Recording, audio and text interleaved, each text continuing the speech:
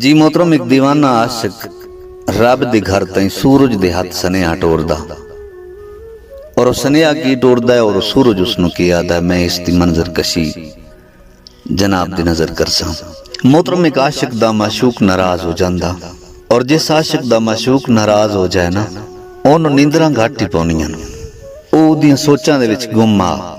रात नूं भी ओदियां सोचां, सुबह नूं भी ओदियां सोचां, दिहाड़ी भी ओदियां सोचां, रात भी ओदियां सोचां विच गुजर गई।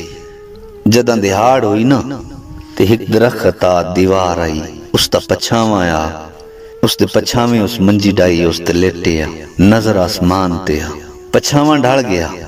जदा पछावा ढलिया ना ते सूरज ओदे सामने आ गया। ओदे दिल च ख्याल जांदा कि जेड़ा सूरज आ ये अल्लाह दे घर तो भी तो गुजरदा होना, इदा उथों भी गुजरते होंदा होना, ते मैं इसनू एक सनेहा ना देवां। आशिकां दे अजीब अजीब ही ख्याल होंदे ने।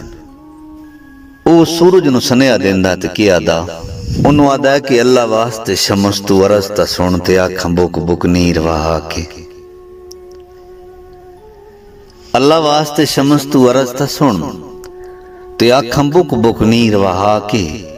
तेरा गुजर होंदा है घरे अकबर तो आखी दोवे हाथ ढेर उठा के।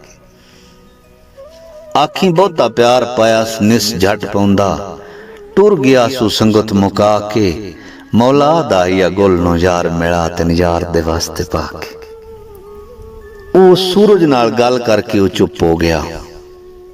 सूरज अपनी रफ्तार नाल चलदा रहा। पेशी होई, डीगर होई, शामां होईयां, ढल गया। सुबह जदा हुई ना वो बंदा उससे मंजी दे उत्ते उस जगह ते उत्ते लेटे है, ओदी नजर भी आसमान ते है। ते जदा पछावन ढलिया ना तो सूरज सामने होया ते सूरज अदाए ते जे दी हालत रही तो मरसी। हुण सूरज उसनु हौसला देंदा ते की आदा, ओनू आदा कि रख हौसला कमलिया, क्यों रोना है ते कर खत्म ना रो रो नूरे। तेरा हौसला कमलिया, क्यों रोना है ते कर खत्म ना रो रो नूरे।